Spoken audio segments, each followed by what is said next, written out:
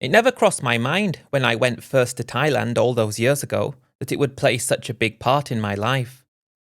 At the time, I never thought I would find myself moving to Thailand. Yet things change and things happen, and it leads you to the position in life that you get to.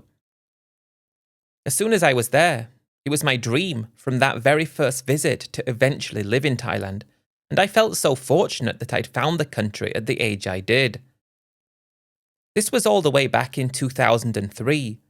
Thailand was my birthday present to myself, and I intended to go and see for myself exactly what it was like.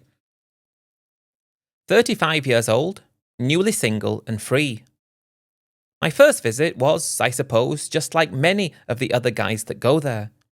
I'd heard the stories, told by friends, who had in turn heard the same stories from friends of friends, and I didn't know what was true and what was fantasy. I found out soon enough that if anything, the stories were turned down a notch. They never captured the full picture of the reality of Thailand. The reality was so much better than anyone's wildest imagination, and I felt like I had front row tickets to just how amazing it really was. When I got to Bangkok, which was the starting point of my holiday, I kind of expected it to be similar to Hong Kong, where I worked for a year in the 90s. It wasn't. As a side, I wish I'd remained in Hong Kong when I had a chance to, but it's useless wishing for things we didn't do to be changed, so I try my best to not have any regrets or disappointment about things I've done. I found that there's no point regretting, because we can't change anything anyway, although I do have many regrets. With regards to Hong Kong, though, I felt like you could simply compare it to Bangkok, but you couldn't, because the atmosphere was different. It was more vibrant in Bangkok in a way, more casual, more chaotic, and a lot less orderly. Things didn't make sense in the same way as they did in Hong Kong, but this is exactly what made me love the city from the moment I jumped in a taxi at Don Muang Airport and made my way to the hotel I was staying at on Sukhumvit Soi 8. It was my plan to enjoy Bangkok, and then go to Pattaya, a city I'd heard a lot about, and I had a week completely open where I had no plans at all. See where things took me, see what I could find out, and if I met anybody along the way, another tourist or expat I mean, who could give me advice on where I might like to go, perhaps I would take them up on that advice. The first thing first was just a question of actually getting stuck into the city of Bangkok, and if only I'd known how much I would have loved it and how much it would have changed my life, I may have been slightly more cautious on the feelings I was having, because these feelings were pushing me towards things that I would never have otherwise done. But again, we can't change things. The first evening that I spent in Bangkok was electrifying. Everything seemed to be turned up to a different level than it was back at home.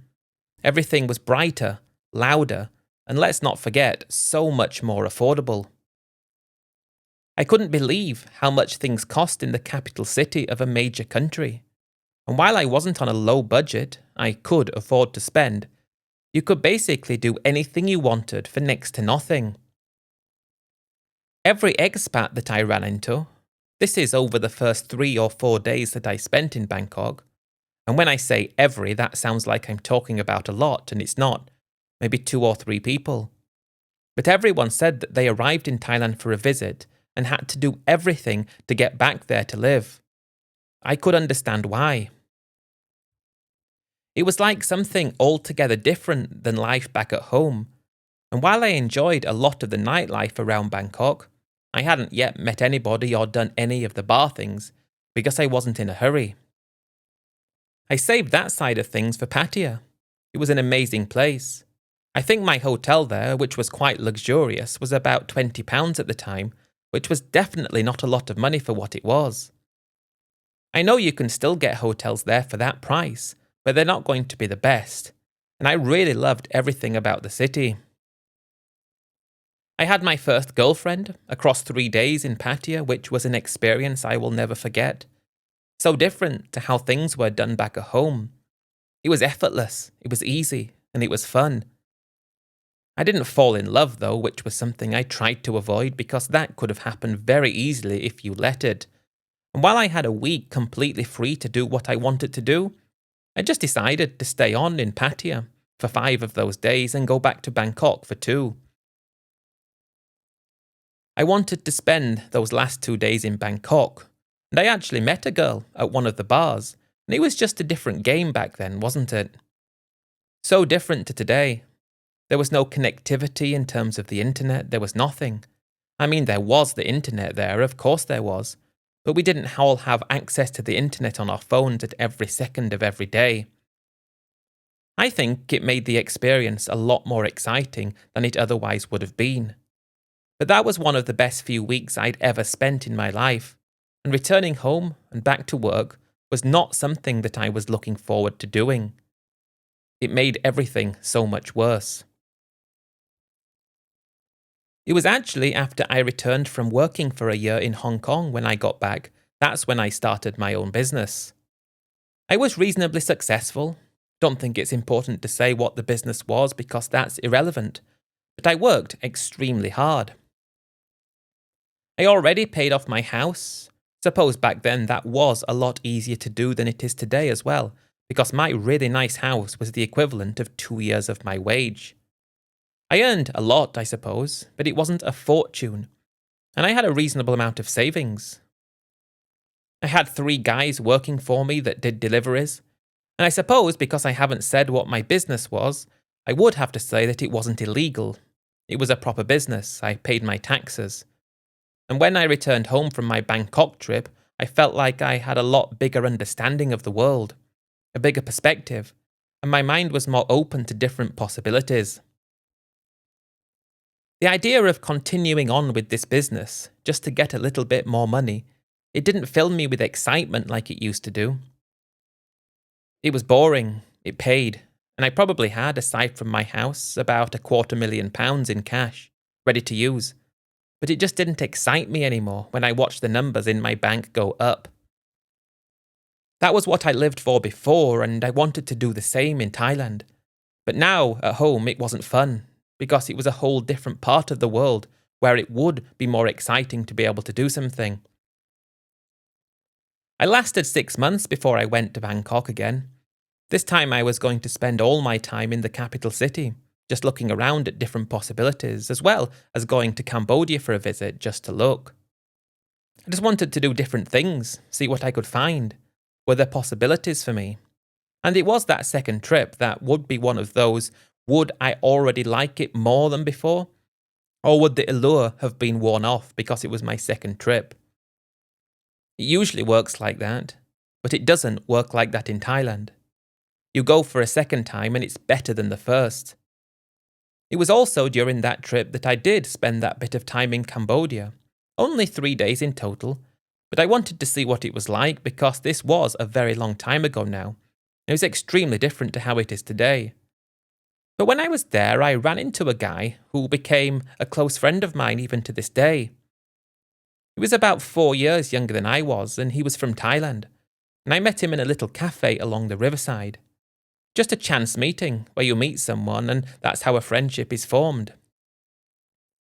He spoke perfect English, well educated in America, and we swapped contact details because we were just talking about business. He was in Cambodia to explore an opportunity, and he talked about his life in Bangkok. He was going to be there for a few more days, but we arranged to meet in Bangkok when I got back there because I still had 2 weeks left. I was spending a good amount of time in the region, just getting to know things, and it seemed to be the exact sort of person that I would have gotten along with anyway. Perhaps we were both reading the same newspaper, reading the same article, and we just looked at each other like, what's your take on this? And we both thought the same. This guy is still a close friend of mine, by the way. Never had any issues with him in any way. He's amazing. So I didn't have any problems with him, if that's what you're thinking. Back in Bangkok, I was just looking around at things and I didn't really have many ideas.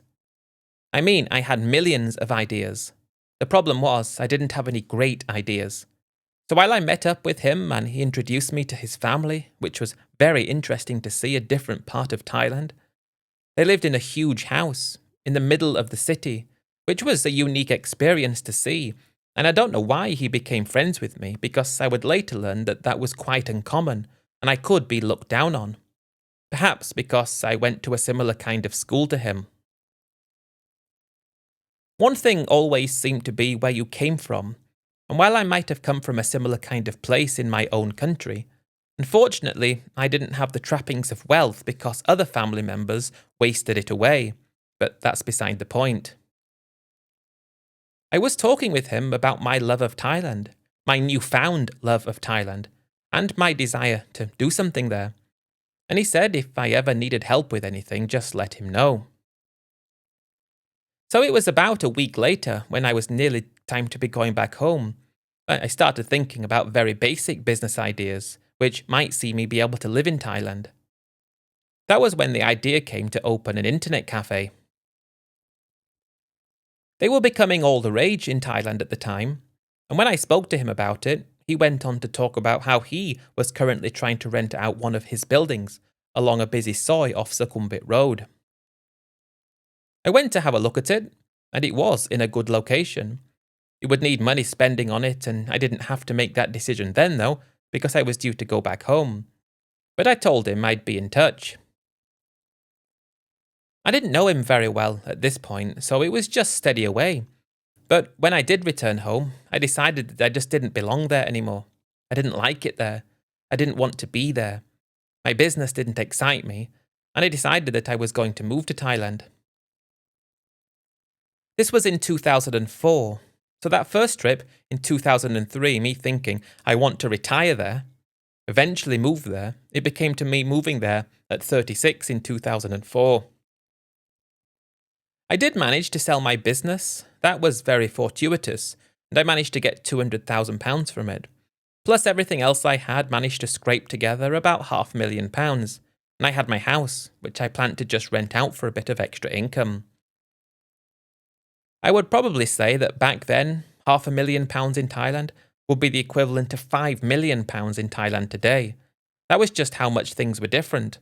And the fact that I was actually going to be moving there and following this dream so quickly, it was because Thailand kind of grabbed hold of me and it didn't want to let go. It was a really exciting point of my life.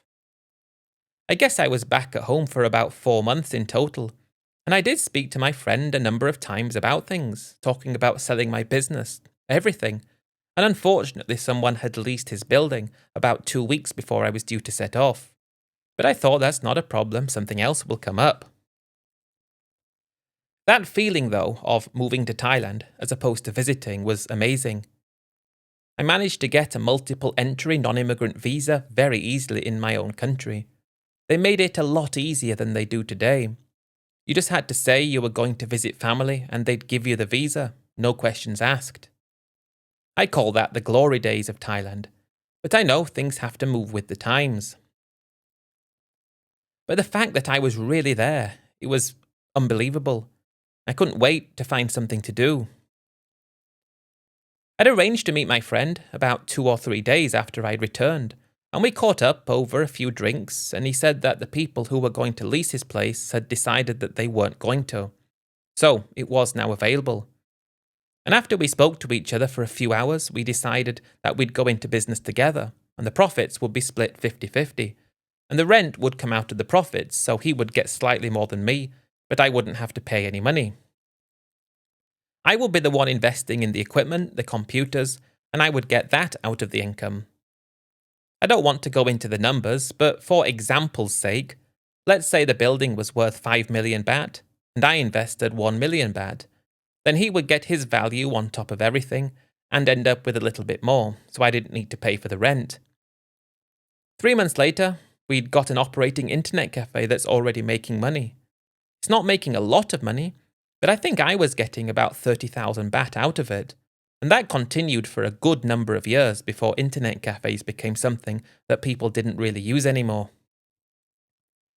We got more than 30,000 baht per month over time, and it was a fantastic investment that made me good money. Me and my friend talked about lots of other ideas, but we never really did anything. His building is probably worth an absolute fortune at the moment, given its location, but that's one of, I think, 20 that the family has, so they're not going without. After the internet cafe was set up and running, we had staff there, so we didn't really need to go very often. I'd already found a place to live, a really great 2-bedroom condo in the heart of the city. To me, the heart of the city was around Prompong, but I wish I'd purchased the condo because I could have, and it would have been a great worth more today. But I didn't, and again, you can't go back and change the decisions you made after you've made them. Unfortunately, it doesn't work like that. I guess the income that I was getting from my house and the income from the internet cafe, which we had a proper company to do, which allowed me to get a business visa and work permit, I was making enough money to live quite comfortably in Thailand at the time. Probably 50,000 baht, and again around 2004 to 2005, that in Bangkok was an awful lot of money. So I wasn't on the lookout for anything more really unless it was perfect. I mean, I was always on the lookout for something more, but I wasn't rushing. I didn't want to rush into anything. And aside from my friend, I tried to always network with other expats because that seemed to be easier, but I also tried extensively to network with Thai businesses and Thai business community, and I did that with varying success. It was around 2006, I believe, when I was at a business convention. I'd already picked up a reasonable amount of Thai, so I could hold basic conversations and I understood basic business talk. But it was at this convention when I felt like I broadened my horizons to Thailand and doing business in the country. The internet cafe was a very small business, and I was always thinking bigger than that. Something on a much bigger scale, but I hadn't yet quite found out exactly what that was going to be. I was open to anything and everything, and it was a really exciting part of my life because it was incredible to be there. One thing that I didn't understand though at that time, my friend never really talked about it. He seemed to be very Western in his mindset. I mean, he went and was educated in the West, spoke perfect English, and he was just part of that scene in Thailand through birth. He took it for granted and didn't realise, I think, is what it was in more terms of a local advantage. I didn't believe that there was local advantage in that sense. I mean, I knew there were certain things that foreigners couldn't do, and I accepted that as being a normal part of Thailand. But I didn't know at the time how ingrained certain things were in the culture of Thailand and how deep-seated the beliefs held by many of the people were. He never really talked about that kind of thing, and to this day we don't talk about it, because we're just friends. I consider him my best friend, but I will never be on equal terms to him in Thailand. If he was in my country, he would be on equal terms with me when it comes to doing business and protections in the law and just a general sense of equality.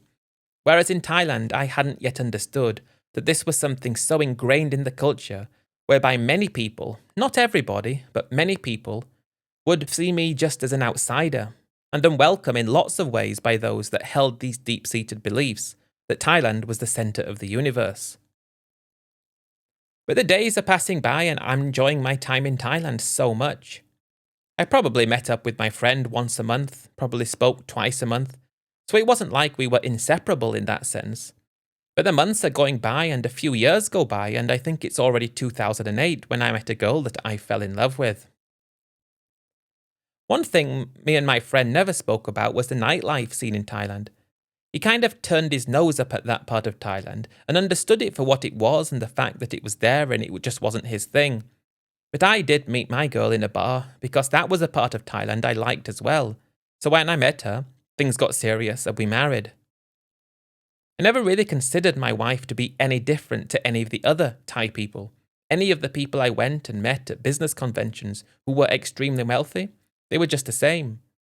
But in Thailand, you start to learn that the notions of class, the high-so Thais, tend to look down on other people, even though it's not necessarily that they've done anything different. Again, they're where they are by birth. But after we were married, it was my understanding that I want to do more things now, because while 50,000 a month, which was averaging throughout the time, was still enough to live well on, things were increasing slightly in price as well, as they were everywhere, and also I had someone else to look after. I also had all my dreams, so I wanted to make more money. I spent another whole year looking into opportunities, because it was key for me to do something that would work. I didn't want to rush into anything, but it was at another business convention where I was introduced to somebody who was looking for a business partner for a new business that they were doing. The first time I met him, he just seemed like a normal, down-to-earth kind of guy. Thai Chinese, incredibly wealthy, broken English. I spoke Thai a lot better than he spoke English. And it just started out at that convention where I was introduced to him and he talked about the new business he was setting up. It sounded to be a really exciting project, a factory producing tinned food in Rayong, and they were getting investors together in order to build this place and start it. It sounded so interesting to me. I mean, it was only a quick introduction, exchange business cards, and he said to me, if you want to come around to my office to talk about it more detail, you can. And I thought it sounded like it could be a good idea because I was looking for something exactly like this. I wanted to be in an actual Thai business run by Thai people in Thailand, as opposed to an expat trying to open a business to target other expats. I thought that's where many people went wrong who moved to Thailand. They were trying to target people like them, as opposed to being in an actual Thai business. So I thought that was a very sensible thing for me to do, and I also liked the idea of it. I didn't tell my friend about this because I didn't see the need to. But about a week later, I go round to his office. This was in Tong Lo. He had a home office, 5 shop houses in a row, and downstairs they've got the business and an office, and many people worked there, and upstairs they lived. It was just in Tong Lo, and I don't want to give away too much of the location. You could tell he had money, and he showed me what his business was about, what they were looking to do. No talks of monetary amounts were mentioned yet. This was the early stages, and it could be quite a while before anything happened with regards to the business. But it did seem interesting, and also I saw his wife there. I didn't pick up on it at the time, but his wife just seemed to be very different, very snooty, designer clothes, expensive car, and it was as if she just valued herself so much more than anyone else.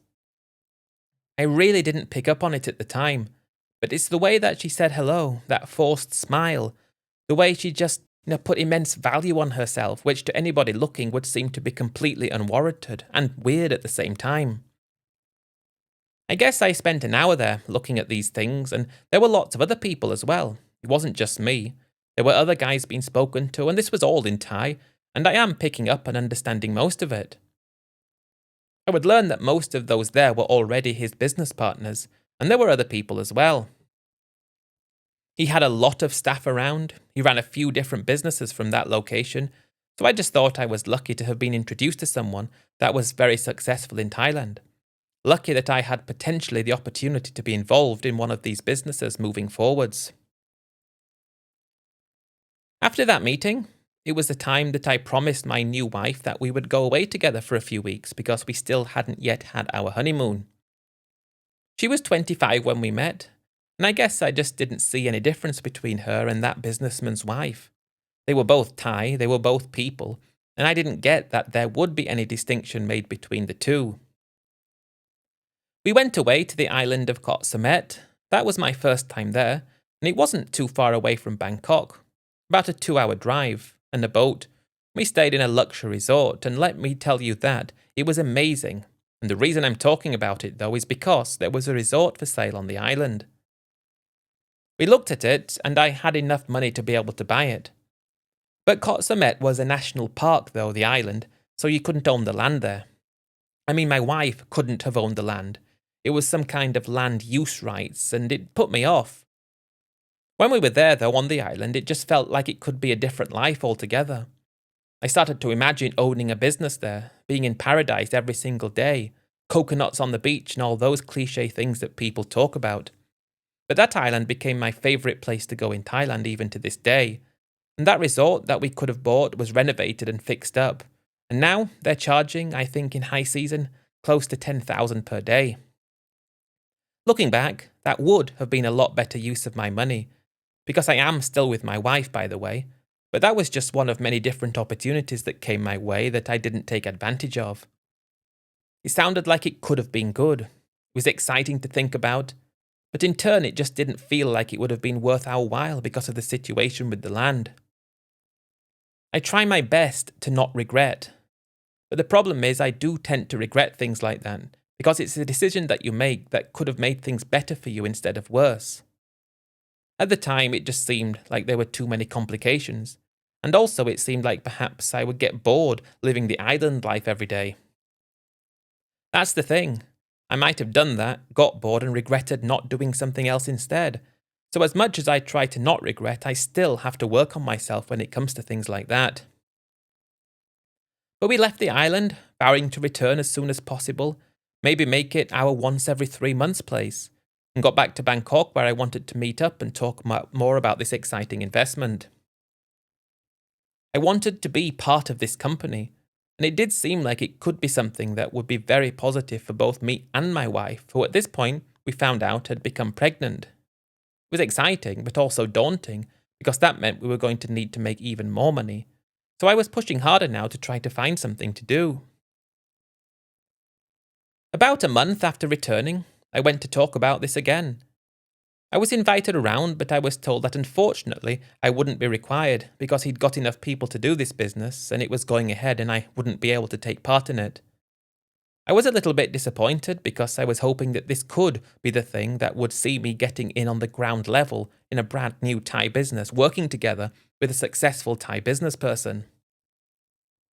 I'm talking to my friend quite regularly about things as well, but I don't share other things with him because that's sort of what I'm doing and he doesn't share his other things he's doing. That's an aside. We do talk that we're doing something, but we don't spell details out. I think that's the key thing. Perhaps I should have involved him more, I don't know. But I did see that business coming together, and everything seemed to happen the way they thought it was, and now this new factory was built, and they're now selling these products in all the major supermarkets all over, and I could have got into it, but I didn't. And whether it was because they didn't want me to, I think that's probably the key here, or because they didn't need me, that could also be the key, but I really feel like this was a bit of a letdown, but something else will come up soon. I was always on the lookout for other things to do, and I was always interested in the idea of having a bar as well, even though that was, a typical expat to expat style thing, or expat to tourist. And I was quite fortunate though that when I had all my money, after selling my business back at home, I did transfer everything to Thailand, because I got a very good exchange rate, which meant I had at this point about 25 million baht sat in the bank, just waiting there, losing to inflation. And I wanted to do something, so we actually left Bangkok at this point and moved to Pattaya. That's where I wanted to open a bar. Definitely, it was a bit of an about turn from what else I was thinking about, but it sounded like it would be something fun to do. I would like to point out that we opened a bar in early 2009, and we had 10 fantastic years out of it, where we made enough money to buy ourselves a house in Pattaya, enough money to send our 2 kids to school, and enough money to save a bit for retirement together with other money. So it was successful because I think I'd always been in business and I was good at it. And I knew how to manage people and manage all the intricacies that went along with Thailand, because there were things that went along with Thailand that I felt like I knew very well, because I was always trying to network with people from there. I was never really happy though with the level of success I had, because it always felt like I only achieved 10% of my potential. While I say we have 10 fantastic years out of it, I'm not saying that we were able to build a mansion with a swimming pool and tennis court. We bought a normal house in a normal housing estate for the equivalent of $110,000. And I say I have money saved up for retirement, I do, but that doesn't mean I'm going to be living the retirement that I dreamed of. So it was, when we were running that bar, that I was always on the lookout for more opportunities to elevate myself to the next level in Thailand, which is what I'd always wanted to do. I was always going to attend different business conventions in Bangkok, met up with my friend monthly, and he was open-minded about things when I told him I had a bar, said good luck with it. And our internet cafe continued until it ran out in 2014. Again, things are going well, but my life wasn't as exciting as I thought it was going to be when I first moved to Thailand. About a year into having the bar, I was contacted again by someone who worked for that guy who I nearly got involved with in that business. I regretted immensely that I wasn't able to be part of that, because it worked well. But I was told that another opportunity had come up, and if I'm interested, I can always go and attend a meeting in Bangkok. So I thought that sounded great. I was very interested, and about a week after getting this call, I was on my way to Bangkok. I went to meet him in his office. Nothing had changed there. The decor was the same pile of paperwork in the same locations, but it was always luxurious and suave, I think is a good word to use. And I actually took my wife with me. When we were in the meeting just talking about this business, he seemed to look down on my wife, but I didn't pick up on that. But that was the first time I noticed the way his wife seemed to look at her, with a sense of scorn, like she was beneath her somehow. You have to understand that this extremely wealthy Thai lady just thought she was everything, and I didn't really know the dynamics yet. I was learning them a lot, but I didn't know how entrenched they were. It was as if my wife was just lower than low. At the time, I didn't know. It was an interesting opportunity, investing in a current business they had because they needed some cash flow, and in return I would get the money back over the course of 5 years with 10% per year interest. That sounded very realistic. I'm not sure if you're aware of the banks in Thailand, but if you're going for a commercial loan, which is something that I looked into doing on a number of occasions, the interest rates for those loans were so high, sometimes 11, 12 or 13% for a normal business loan, which put me off. But this one sounded like it was more like a promissory note. I could invest a sum of money into the business, we'd have contracts in place and everything would be paid back over a certain length of time with 10% a year in interest. It seemed very realistic. I spent a bit of time considering it. He invited us both out that evening together with a few of his other business associates. He paid, took us to a really great restaurant. The drinks were flowing and he made me feel like I was, in with him in a way which I always wanted to be.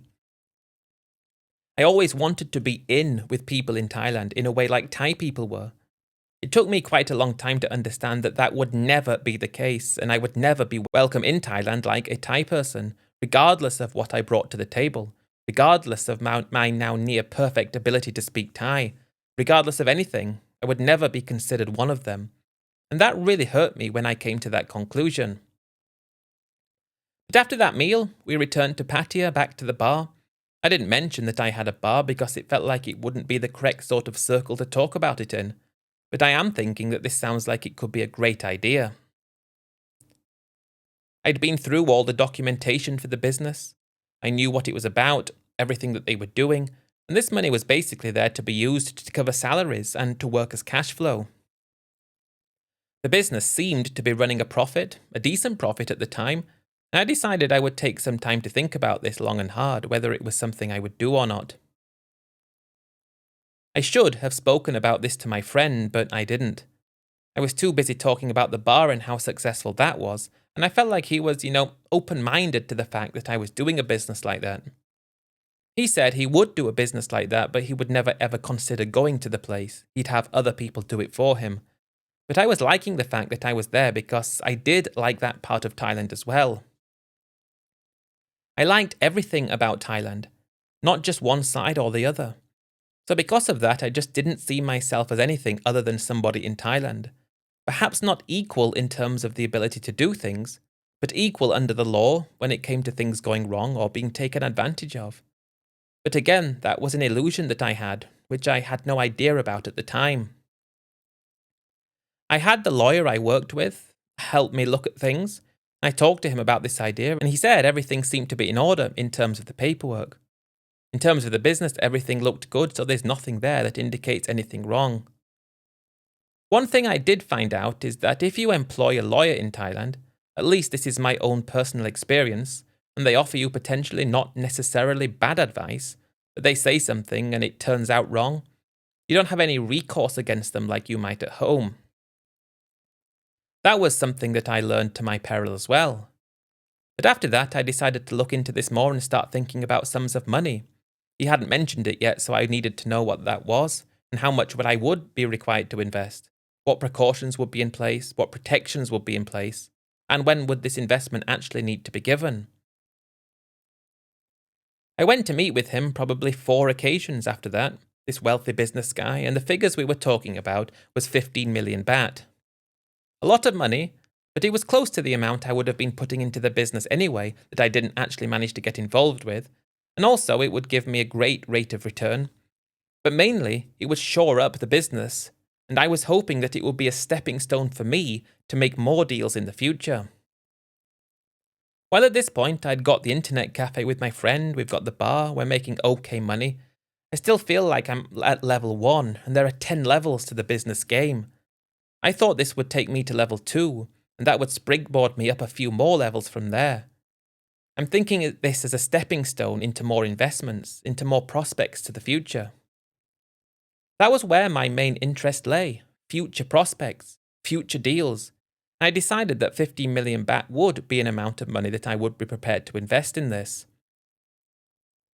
He had his lawyers draw everything up, I had my lawyer check it over, and there was nothing to say that there was anything wrong with this investment that I was about to make. When I made the investment, I felt like I'd made a great decision. It was a lot of money, more than half of everything I had liquid, but as I said, it was meant to be a stepping stone to more things in the future. I wanted to build an empire, really, and I felt I couldn't do that with what I had in terms of an internet cafe and a bar. I've always believed that there is a level that you have to cross where you go from making decent money, happy that you're having a great life, but there's one step above that where you're making enough money where if you decide one day that you want to go and do something, you can just go and do it. That's where I wanted to be, and that's why I went for this, because that's where I expected to be eventually. The money was invested, and from there we went out together, him and a few of his other friends, his wife, as well as me. We celebrated the investment and also toasted future deals. He always took us to the best places, no other foreigners inside any of those places whatsoever, so I really felt like I was on the inside of goings-on in Thailand. That's what I wanted, after all. I wanted to be in Thai society, in the upper echelons of Thai society, and I thought by doing that and making investments and getting involved with people who were like that, I thought I would be treated as an equal and things would be great. I had started to notice the way that his wife looked at my wife, as if she was, like I've already said, absolutely nothing. And it's like she didn't want to make eye contact with her. It's like this was just part of the game that they were doing, and because of that, we had to accept it. After that meal, we returned back to Pattaya, to our bar, and got back to that business. I'd guess all in we were making about 120,000 a month. That's for all the income coming in. And while I felt it was a great amount of money, it just felt it wasn't enough to be able to not care anymore, which is where I wanted to be. I spent so much time looking into things and doing things and trying to be as careful as possible that I never understood that I wanted to be part of something that I couldn't be part of. I wasn't Thai. I wasn't appreciated even being in the country, I think, but I was tolerated as being someone who could stay there, but only temporarily. Not everybody thinks like this. My friend didn't think like that and doesn't think like that, but he is perhaps of the newer generation. Slightly older than the newer generation, but as if he's part of that as opposed to being part of the old generation. That might not come across very accurately. It's like you can have people of the new generation who are older and people of the old generation who are younger in terms of mindset and ways of thinking and how they believe they are in their own country. So when we were in the bar, we were looking forward to be getting the first payment, which we were going to be getting monthly. It's exciting to think that this is step 1 now. Finally, this is the first thing, and from here, let's see where we go. When it was time for us to receive our first payment, it didn't arrive. I didn't think to panic straight away, so I just waited for a few days and nothing, so I called him up. He didn't answer. I just spoke to one of his guys and he just said, "Oh, there are a few problems with things and don't worry, it'll be ready soon." Didn't care to say what the problems were. I think it's also worthwhile pointing out that when I called him before, I never actually spoke to him directly. I only met with him. I'd speak to one of the people who worked for him to arrange things. So these problems were in place, so just take a step back, wait a few days, and it should be okay. When nothing came in a few more days' time, I called again and was told the same thing. And bear in mind, I'd handed over 15 million baht. We've got contracts in place, everything's drawn up. And I said I'm getting concerned now because everything's agreed to, and she just said the problems and we can't really do much here. I waited for another few days. When there was nothing, That's when I contacted my lawyer and asked them to find out what's going on, because the idea that I'd just given them that money and then this happened, it didn't ring true to me. We had properly drawn out contracts, we had proper agreements, everything was done legally with lawyers involved, so it wasn't like I just gave money to a random guy based on a handshake. This was someone who I'd been introduced to for a number of years. I knew where his office was, I knew who his wife was and everything, so I couldn't come to any understanding as to why this was actually taking place. My lawyer got back in touch with me not very long after, saying that they had some issues with some company things hadn't been paid and they're struggling, something like that. Again, I didn't understand fully, but he said wait another week and if nothing, come up to Bangkok and let's sit together and have a look into it. The very thought that my lawyer told me that there may be some need for me to go there and speak to him, that really concerned me. Like, how has this just happened? It doesn't make sense. That week went by slower than any week had ever been before in my life. We didn't get any money back, and I'm on the phone constantly with my lawyer, and eventually I go up to Bangkok to speak with him. When I walked into his office, I could see that things didn't appear to be very good. He said there's a chance I'm not going to get any money back. I just looked at him with a really blank stare, like, how is there any possibility that I'm not going to get any of my money back? It didn't make sense. He'd been shown letters to say that this money had been invested and most of it had gone to clear an overdraft facility that the company had, as well as to pay some other obligations, and now the company was struggling again financially. I told him that didn't make sense because they've got staff, business is operating, and then he went on to say that the business I'd seen was a different business. This one was completely different in many senses, so it wasn't like anything could be done if they didn't give me the money, because they weren't legally obliged to, because it was a risk for me going into the investment. I looked at him again and said, are you telling me that he can just take 15 million back from me, not give me anything back, and there's nothing I can do about it? It's obvious that he's done it on purpose, and it's a scam, it's obvious. Then the lawyer said to me, well, I need to prove it's a scam, and it's not necessarily a scam if he says it's not and he can prove otherwise. At this point, I'm thinking I'm living in someone's joke, it can't be real. Can we go to the police? The lawyer said we could file a complaint, but again it's proving if this was intentional or not. You have to understand, he said, that the bank has first right to any money that's going in.